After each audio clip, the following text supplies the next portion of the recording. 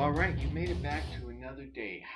Let me pause this for a quick second and ask, how's the weather? What's funny is I mean this in all sincerity. As I've been watching the news earlier this evening, seeing the Northeast up in specifically, was it New York, just getting slammed with 4, 5, 6 feet of snow and more to come.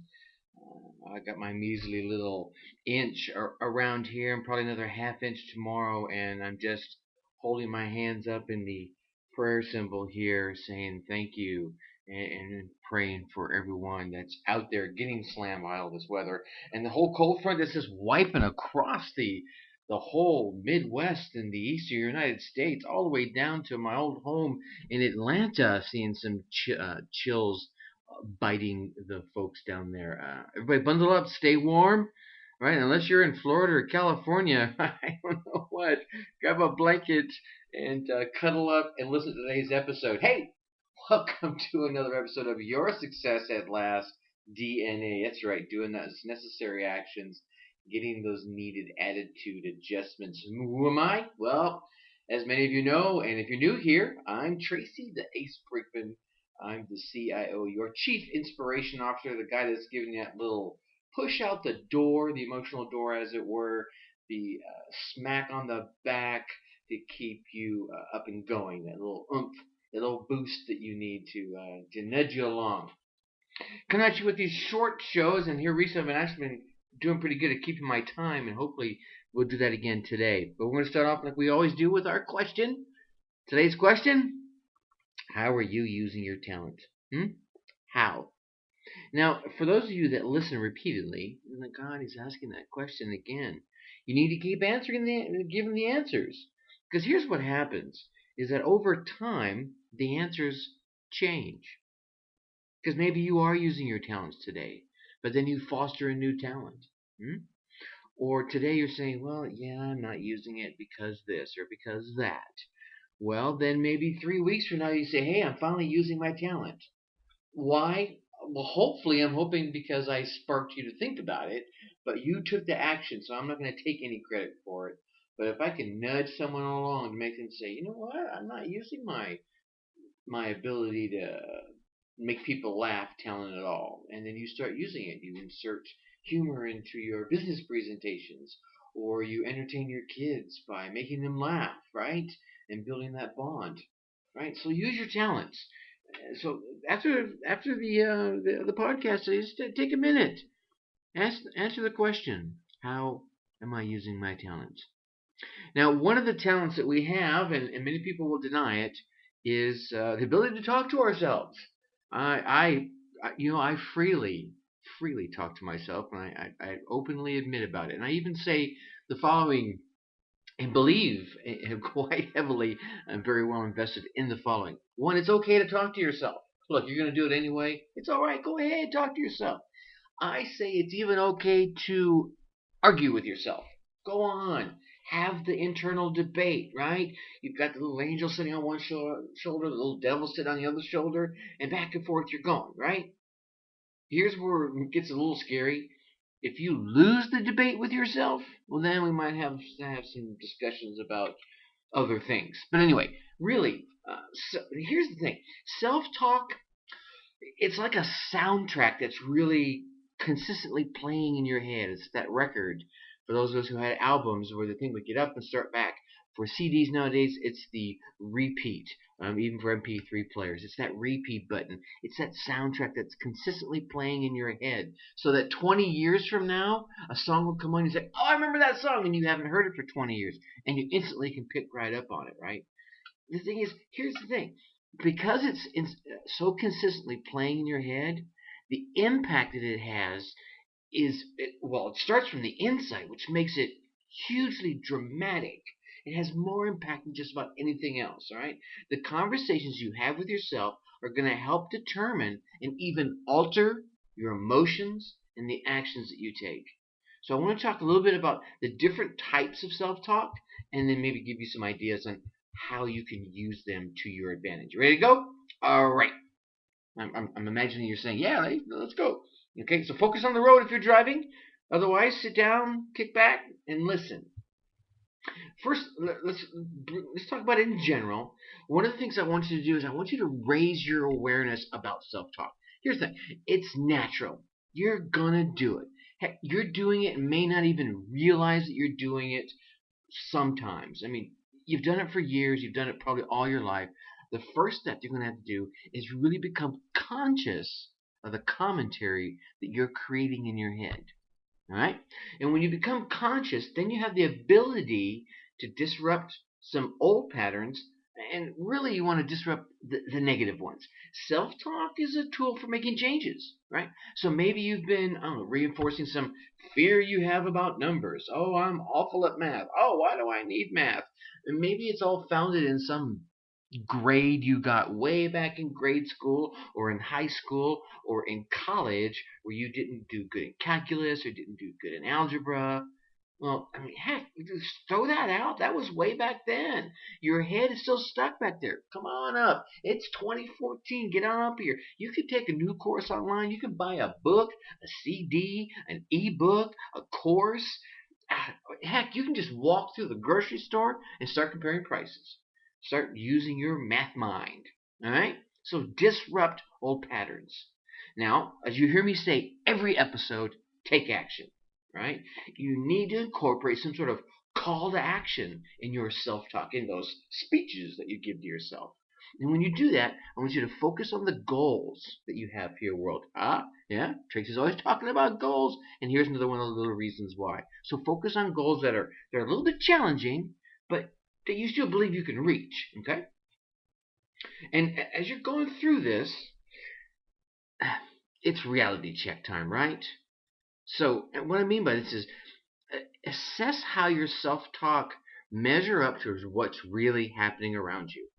You see, there's a big difference between a burning slice of toast and being a failure in the kitchen. All right? If you go in there and every time you turn on the stove, something is too salty or it's too burnt or too done or too floury or too raw, okay, maybe you need to hire a cook. But just because you burnt the meal one time doesn't make you a lousy cook. Heck, I can tell you a great story about getting this. What, as I read it, was this beautiful recipe for this nice piece of meat, and I thought, you know what, I'm going to do this.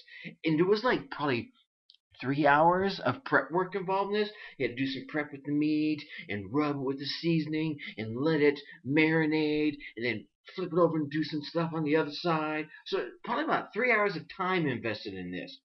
And it was smelling so good, and I cooked it. I was like, oh my God. And one of the things I love about cooking is being the taster. And I pulled it out when I thought it was about done. And you take a little knife and you saw off a little end in there and pop it into your mouth, and oh my God. I may as well have just grabbed some sort of parrot salt lick and slid it over my tongue. I don't know what I did to this recipe, but dang, was this awful. Now, I felt like crap for the evening because I had built up this evening dinner I was making for Shandy and Nick, and just going to have a nice evening hanging out, BSing, and just be proud of my dinner. Oh, not so much. But the reality check was, you know what? I've made many a good dinner, and I know I'm not bad in the kitchen. Just somehow I posed that one up. So do reality checks, right? Don't throw the baby out with the bathwater. Okay? Talk it over. All right? And if you're really feeling bad about maybe you've got a couple of bad results, get some feedback from other folks. You've heard me say this a number of times. Reach out to trusted advisors, trusted friends and loved ones whose opinions you know will be valid, right? And see how your impressions compare to, I don't know, coworkers or your partner or your spouse or whoever your significant other is at this time. Okay, your best friend, right? Here's another thing. One of the things about self-talk, for it to be very helpful or very damaging, is consistency. You're awful, right? You don't want to be awful. You often are going to hear the message that, well, what is it? I think Zig Ziglar used to say it. when he was around, and you can still hear it in his presentations, that he wanted you to listen to his material 16 times. And when you heard it like that 16th time, you probably didn't need to hear it exactly 16 times, but you were able to recite the story and finish the line, the thought, the message, the feeling before he did. That's when it was a part of who you were. And being consistent with your self-talk does the same thing. So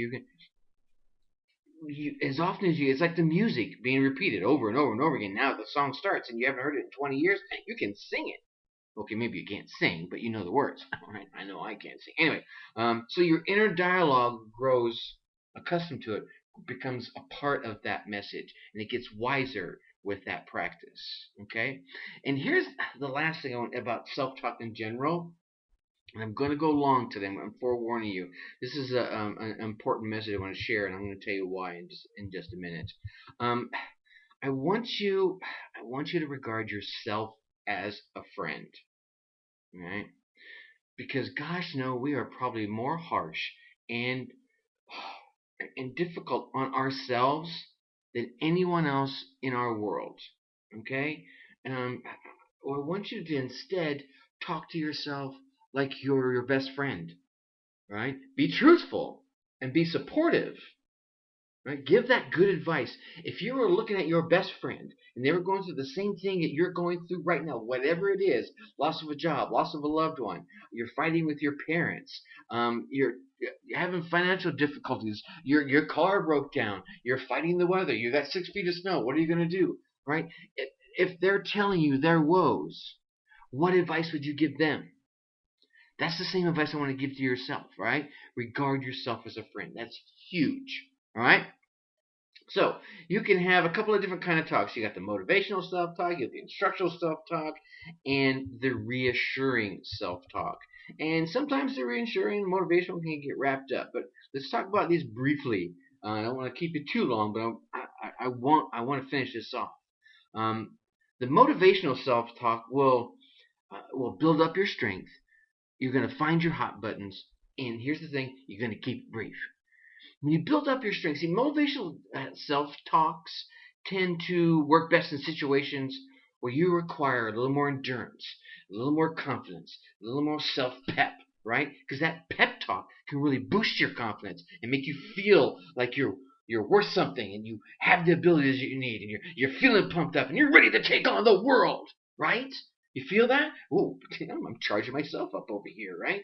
And one of the keys to do this is you're going to want to key off on key words and feelings that invigorate, that inspire you, right? That bring you alive, right? You may want to call yourself a superhero. Da, da, da, da.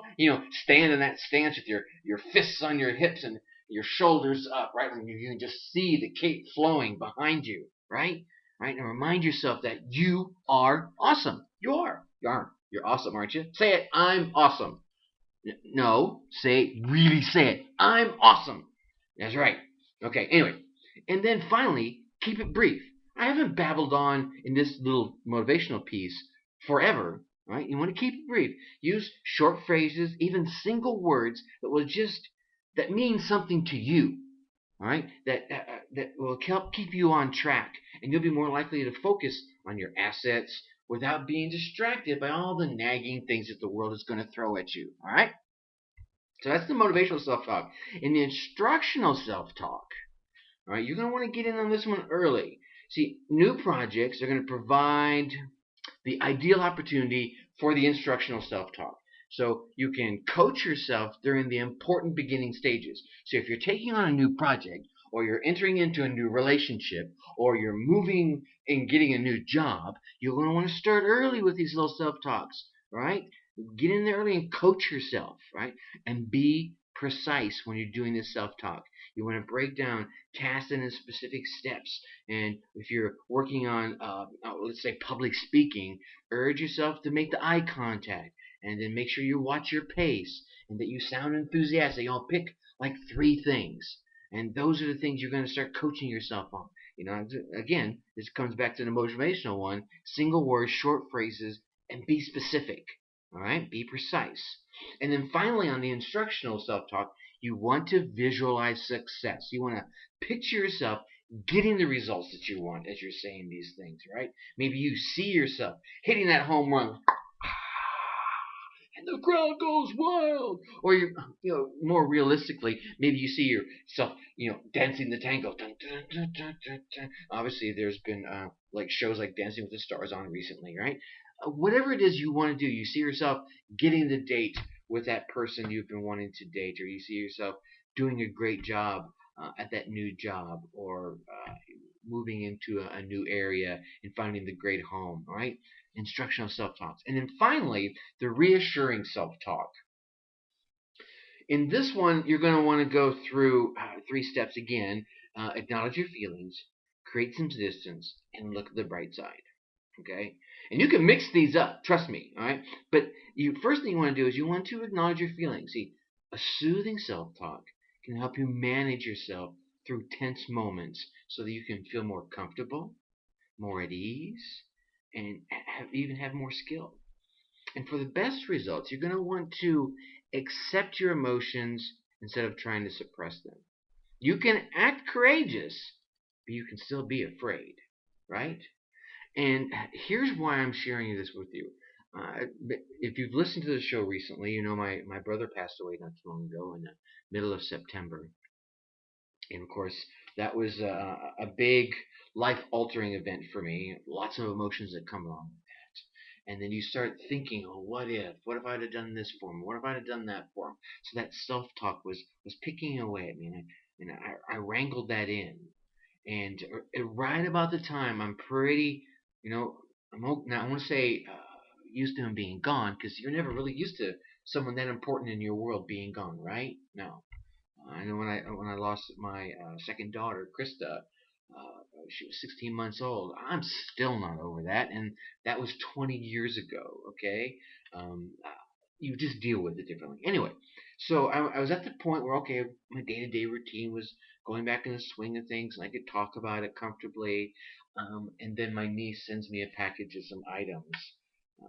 It was Robbie was an avid knife collector, and I said, they were asking me, what would you like of his? And I want to say I didn't care, but I just didn't want to be a burden like that. It's like, well, I tell you what, find one of his knives that you don't want to keep, and just give me one of those, and it'd be fine. And so Kayla, his daughter, being the creative and just wonderful gal that she is, she got this wooden lift top box, and she customized it, hand drew and painted the KISS logo with their faces in each one of the letters, and then put inside of it a couple of the knives, a dog tag with a saying that we both believed in, a couple of his old rings, and this little sack, this little leather pouch with his lion logo on it. And it arrived, and I opened it up, and there's a picture of him on his motorcycle that she sent to me. And I'm looking through this stuff. Of course, the emotions are welling up, the tears going on, and the self-talk kicked in. It was just like that. It just started all over again.